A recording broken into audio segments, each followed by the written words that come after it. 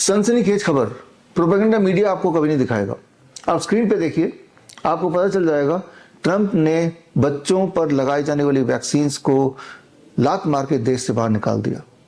आप ट्रंप के इस न्यूज़ को देखेंगे तो आपको समझ आएगी कि अभी तक जो बच्चों को 72 शॉट्स लगते थे बचपन में लगाई जाने वाली वैक्सीन, उनमें से अधिकतरों को ख़त्म कर दिया। 11 वैक्सीन अभी बचा हुआ है। एक्चुअली ट्रंप जब प्रेसिडेंट बनने वाले थे तभी उन्होंने बोल दिया था कि उन्हें लगता है कि ये जो वैक्सीन है इसके खेल की वजह से ही बच्चों में ऑटिज्म आ रहा है और उनका एक सबसे बड़ा काम रहेगा कि इन वैक्सीन्स को ख़त्म करना। इन वैक्सीन्स को ख़त्म करने के लिए सबसे पहले तो उन्होंने WHO को लात मार के देश से बाहर निकाला, ये खबर आपको पता ही होगी।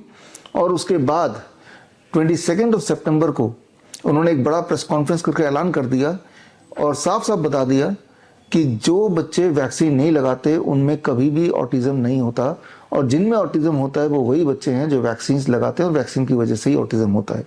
उन्होंने क्लियरली बताया कि अमेरिका में कई सारे स्टेट्स ऐसे हैं, कई सारे शहर ऐसे हैं जहाँ पे हर 12 में से एक लड़के को ऑटिज्म है।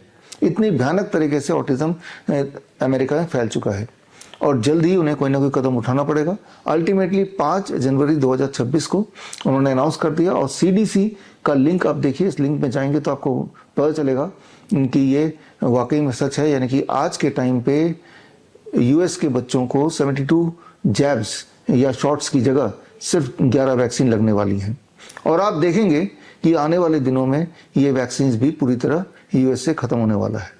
इस चीज़ से आपको ये समझ आ रहा होगा कि ये जो वैक्सीन का खेल है इसी की वजह से आज हमारे देश में बात करें या दुनिया में बात करें, बच्चे बेहद बीमार हैं। गौर से देखेंगे हमारे देश की हालत तो आप पाएंगे कि हर आज की तारीख में हर दूसरे बच्चे को डेंटल प्रॉब्लम है, हर तीसरा बच्चा चश्मा पहना हुआ दिखेगा, हर चौथे बच्चे को भयंकर तरह से इंटेस्टाइनल डिसऑर्डर है, हर 10 में से एक बच्चे को ADHD है, attention deficit hyper activity disorder, हर 12 में से एक बच्चे को अस्थमा की दिक्कत है या रेस्पिरेटरी डिस्ट्रेस है, हर 100 में से एक बच्चे को ऑटिज्म है, हर 500 में से एक बच्चे को सेरेब्रल पाल्सी है, हर 1000 में से एक बच्चे को डायबिटीज टाइप 1 है। अगर आप कैलकुलेशन कर लें, मैथमेटिक्स लगा लें तो आप पाएंगे कि लगभग हर बच्चा बुरी तरह से किसी न किसी रूप से बीमार है। आज से अगर 30 साल 40 साल पुरानी बात करें या हम अपने ज़माने की बात करें, उस वक्त ये सारी बीमारियों के नाम और निशान नहीं थे। उस वक्त ऑटिज्म नाम की कोई चीज़ नहीं थी। उस वक्त ADHD, सेरेब्रल पाल्सी ये सब होते ही नहीं थे। लेकिन जैसे जैसे हमारे देश में भी वैक्सीन की संख्या, बच्चों में लगाने वाली वैक्सीन की संख्या बढ़ती गई, वैसे वैसे ये बीमारियों की तादाद बढ़ती चली गई। आज की तारीख में जैसे मैंने बताया हमारे देश में हर 100 बच्चे को ऑटिज्म है, हर 10वें बच्चे को ADHD है। मतलब ये कि 50 लाख ऑटिज्म के पेशेंट हमारे देश में हैं और करीब 2 से 3 करोड़ ADHD के पेशेंट्स हैं। तो उनका जो सबसे बड़ा कारण है बच्चों में लगाई जाने वाली वैक्सीन। और हमेशा हमारा देश US को फॉलो करते रहा है एज फार एज जो मेडिकल से जुड़े हुए डिसीजंस के लिए। क्या अब देश फॉलो करेगा? अब शायद नहीं फॉलो करेगा, क्योंकि अब हमारा देश ये मेडिकल इंडस्ट्री, वैक्सीन इंडस्ट्री का पूरी तरह गुलाम हो चुका है। और इसीलिए आज की तारीख में भी हमारे देश में एक बच्चे को 30 से 40 वैक्सीन तो लगाए ही जा रहे हैं और हालत तो आप देख रहे गंभीर होती जा रही है। जो बात मैंने आज बताई है कोई पहली बार नहीं बताई, याद कीजिए।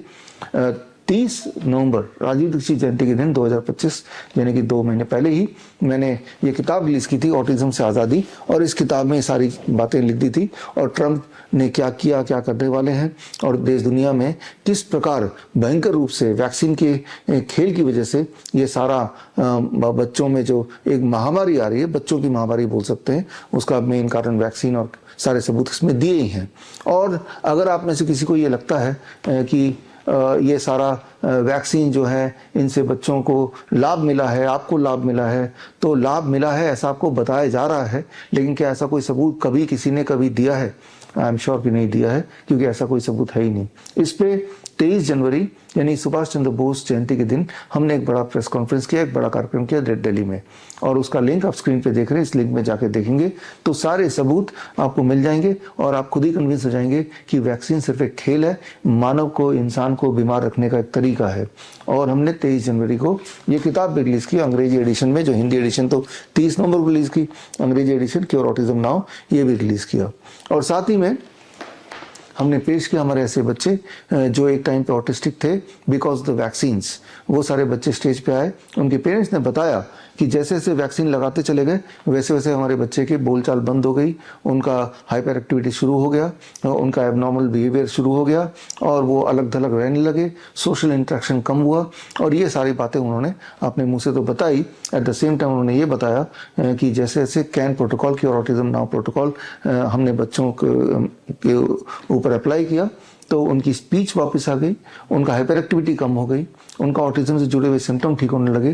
तो यानी कि याद रखिए, ऑटिज्म इज प्रिवेंटेबल अगर आप बच्चों को वैक्सीन ना दें तो, और दूसरा ऑटिज्म इज क्योरेबल ऑल्सो अगर आप कैन प्रोटोकॉल फॉलो करें तो।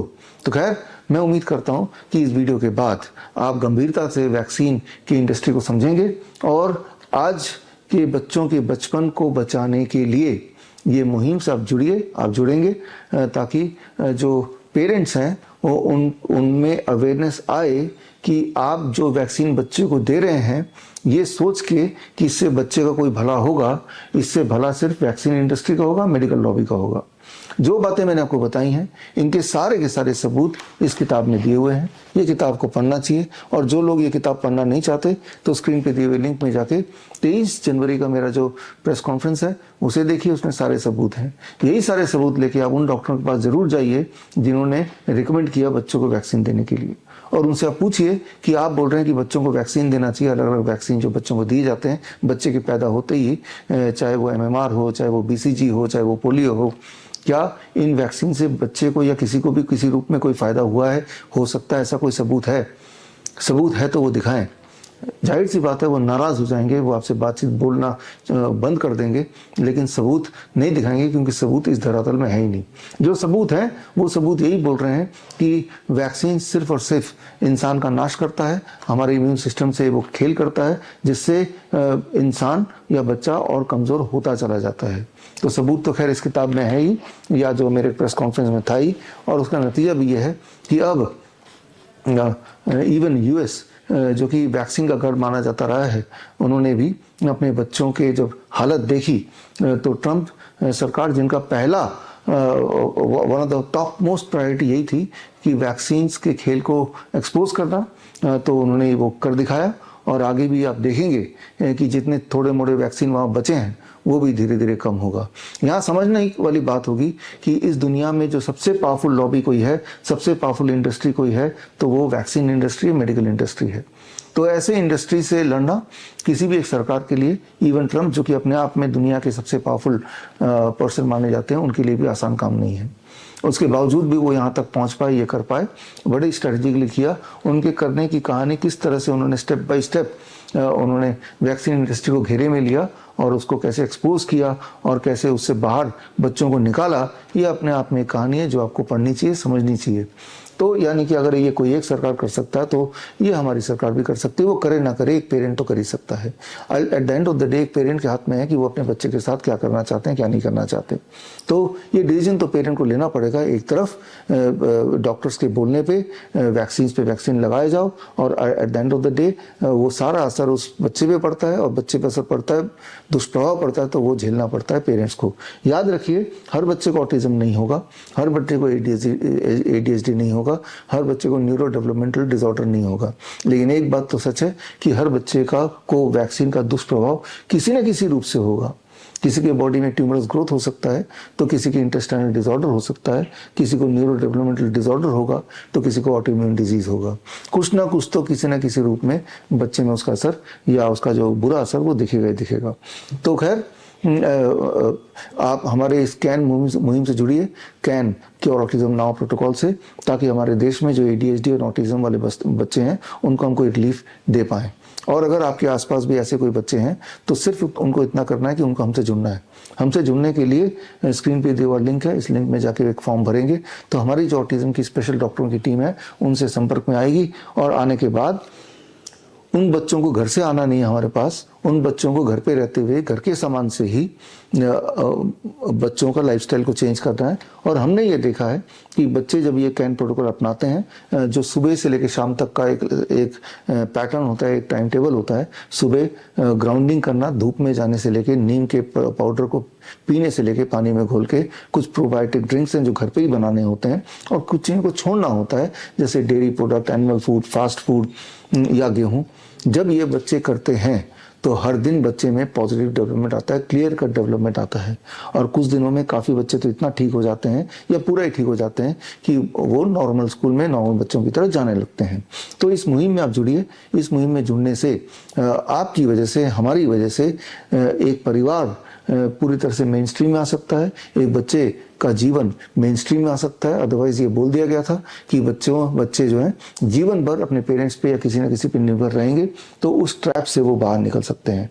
तो मैं उम्मीद करता हूँ कि इस वीडियो के बाद आप जुड़ेंगे। जुड़ने के लिए सिर्फ इतना ही करना है, या तो ये किताब पढ़िए या स्क्रीन पे दिया हुआ जो लिंक है उस लिंक में जाके उस वीडियो को देखिए, और साथ ही में आपके आसपास देखिए ऐसे बच्चे जो एबनॉर्मल दिखते हैं, न्यूरो डेवलपमेंटल डिसऑर्डर के पेशेंट दिखते हैं, उनके पेरेंट्स को हम तक कनेक्ट कीजिए। याद रखिए, हमारा जो ऑटिज्म का मुहिम है ये पूरी तरह से मुफ्त है।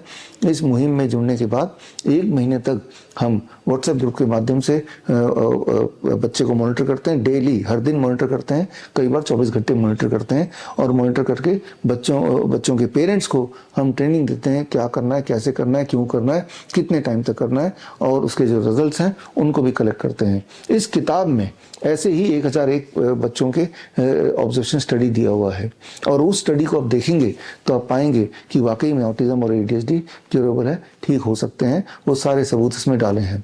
जो लोग मुझे सुन रहे हैं, अगर आप में से कोई ऐसे भी हैं जो हेल्थ मिनिस्ट्री से जुड़े हुए हैं या मेडिकल एसोसिएशन से जुड़े हैं, तो मैं आपका स्वागत करता हूँ। आप आइए, हमसे जुड़िए, और हमारे जो सबूत हैं उसका डिटेल, पूरा डिटेल, एक पेशेंट का पूरा डिटेल, यानी कि उनका एड्रेस, उनका फ़ोन नंबर, उनके पहले के रिकॉर्ड्स, उनके अभी के रिकॉर्ड्स, उनके वीडियो, सारा कुछ हमारे पास है, और हम उनको आपको देने को तैयार हैं, इस उम्मीद से कि जब आप देखेंगे there is now a solution to the disorder which is otherwise told to be non curable, अब वो ठीक हो सकता है। तो काम सिर्फ इतना रह गया है कि आप और हम मिलके इस कैन प्रोटोकॉल को उन बच्चों तक, उन पेरेंट्स तक पहुंचाएं। और मेरे छोटी सी टीम के लिए इतने बच्चों तक पहुंचना, लाखों करोड़ों बच्चों तक पहुंचना पॉसिबल नहीं। हम तो कुछ हज़ार बच्चों तक पहुंच पाए हैं, लेकिन जाहिर सी बात है आप भी अगर इसमें जुड़ जाएंगे तो हम कुछ और एडिशनल बच्चों तक पहुंच सकते हैं। अगर आप हमारे डॉक्टर्स की तरह certified autism and ADHD reversal expert बनना चाहते हैं, तो स्क्रीन पे दिए हुए लिंक में जाके आप हमारा CAAR, that is certification in autism and ADHD reversal 1 month online program join कर सकते हैं, और उसके बाद इंडिपेंडेंटली जिस तरह से हम बच्चों को ठीक कर रहे हैं आप भी ठीक कर सकते हैं। तो इस मुहिम से जुड़िए, क्यों ना हम एक बच्चे को इस ट्रैप से बाहर निकाल के एक मेन स्ट्रीम में, नॉर्मल स्ट्रीम में लेके आ जाएं। All the best, thank you, जय हिंद। बड़ी से बड़ी बीमारी का आसान से आसान इलाज घर बैठे ही हो सकता है। अधिक जानकारी के लिए कांटेक्ट करें nearest Dr. BRC Clinic @ home।